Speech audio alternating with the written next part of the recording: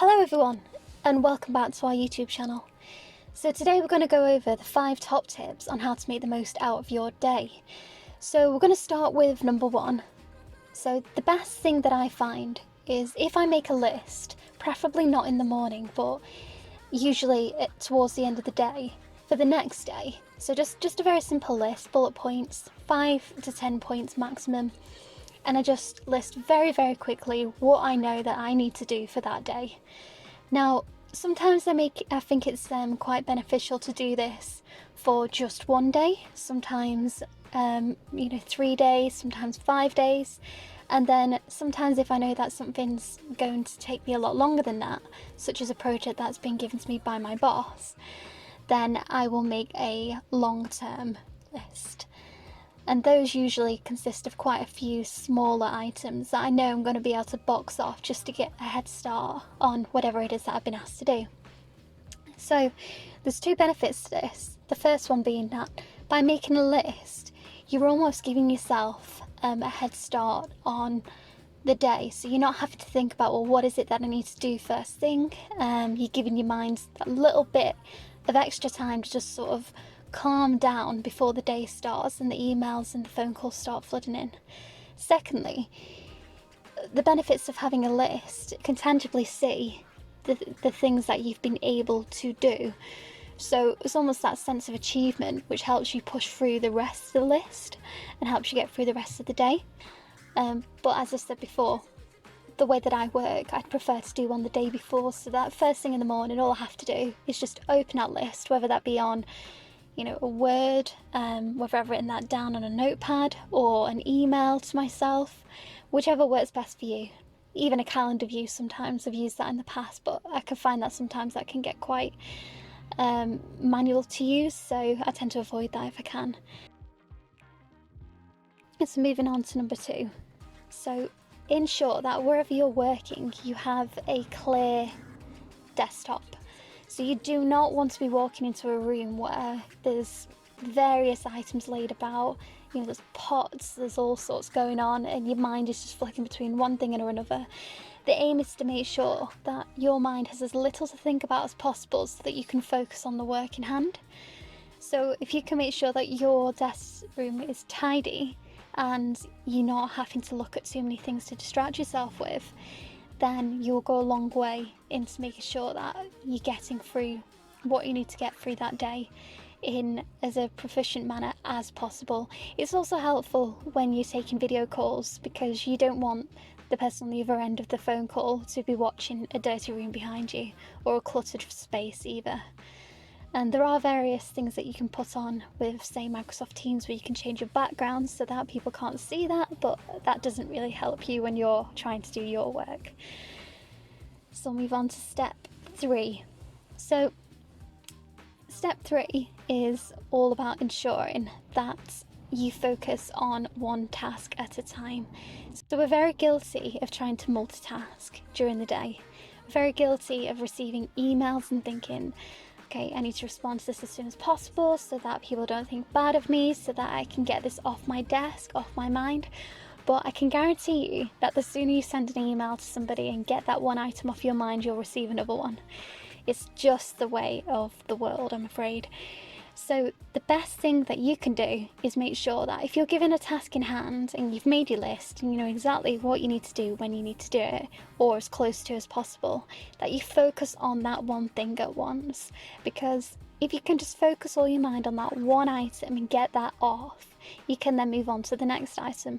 There is no point in juggling multiple items, because what you're effectively doing with your brain is you're asking your brain to split its time between one thing and another. And again, studies have proven that your brain, as much as it is, very good at dealing with tasks, in most circumstances, the little distractions that you have going on, the better that you can put 100% of your effort into one area. And also, the more proficient you are, and the quicker that you get those tasks boxed off, the better you're going to look in your job. So step 4 is all about ensuring that you have as minimal amount of distraction as is possible. So talking from experience, if you have, again, multiple emails coming through, you've got phone calls going on, you've got text messages on your phone, you know, you've got people knocking on the door asking if you like a nice cup of tea, which is always nice, but there are people around and there are many distractions, and in a way your brain does actually reward you for looking at multiple things and for distracting yourself. It almost sends a little bit of an adrenaline boost to you every time that you check a message or you check an Instagram post or a Facebook post. So your mind really wants you to do these things to distract yourself and not focus on what you're doing at all. So the best option would be, if you can, obviously it depends on your industry and what it is that you do, but take little gaps away from your phone. Take gaps away from emails. So if you can, for the first hour of every day, close all your emails down. Just close them down. Don't even put a notification to say do not disturb. Just close them down, because I can guarantee that there is nothing that's going to be that important that you have to answer it there and then within that hour. There's just not going to happen.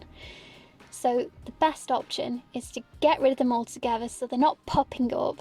Shut your Teams down so they're not popping up. Shut Skype down, whatever it is, whatever platform that you're using to communicate, just shut it down. Even if it's for half an hour, just so you can focus solely half an hour on the task that you're trying to do, then I can guarantee you that your performance will increase, and what you're doing, you'll probably end up doing your task a lot quicker, as I found. And God forbid if there is something that does need to be looked at there and then within that half an hour, I can guarantee you that somebody will phone you. There'll be a way that they can communicate with you and get hold of you.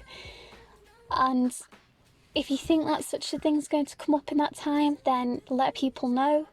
If you really have to, say, look, I just need this time just to focus on what it is that I'm doing. I'm ever so sorry. I'll get back to you within the hour, but for this time I need to focus on what it is that I'm doing. The next step is all about making sure that you do not promise the unachievable. So it's very, very tempting, especially if you've just joined a new job, to say yes. Yes to everything, being the yes man. Of course I can get that done for you. That's all well and good if you can achieve those things, if you can achieve the time scale that you've provided with them with. But if you really can't, and you know that there are X, Y and Z going on in the background that you need to focus on and you need to get done in time, do not under any circumstances say yes and continue saying yes, because the only thing that's going to happen is you're going to end up working from 6 a.m. in the morning till 11 o'clock at night online trying to get these things done. You'll get yourself stressed out because you won't be able to focus because there's that much going on, and all that'll happen is you will miss the deadline, look foolish, and probably not be deemed as trustworthy as you were before. So all in all, that's not going to help you. So the best advice I can give you here is, if there are those projects coming up and you do not want to miss them, you don't want to be looked over the next time for something, you're scared that maybe your boss will think, you're not working hard enough, or you don't take challenges, you're just there to do your job, get in there, go home, take your paycheck. If you don't want to be seen like that, then speak, communicate, because at the end of the day, your boss is not psychic. They know the sort of work that you're doing, but they don't know exactly what you're doing all the time, and they want to give you these opportunities, but it's up to you to say, I'm very busy, there's this, that and the other going on. Maybe even negotiate, okay, so can some of these things be pushed back whilst you focus on other things, or can you renegotiate timelines for other items that you've got on your to-do list so that you can fit this in within a reasonable amount of time? Is there other staff members that you need? Please, please, please do speak up. You do not want to fall into the trap of being the yes man and eventually leading yourself to burnout. Nobody will benefit from that, and especially not yourself, and all you'll do is just destroy your own confidence. You won't say yes in future, and ultimately you'll be unhappy. So there are my 5 tips for today. I hope you found them useful. If you'd like to add any comments, then I'm more than happy to get back to you. Let us know what you think of the video. If you'd like any videos like this, then please do speak up and we will provide them. Well, thank you so much for your time.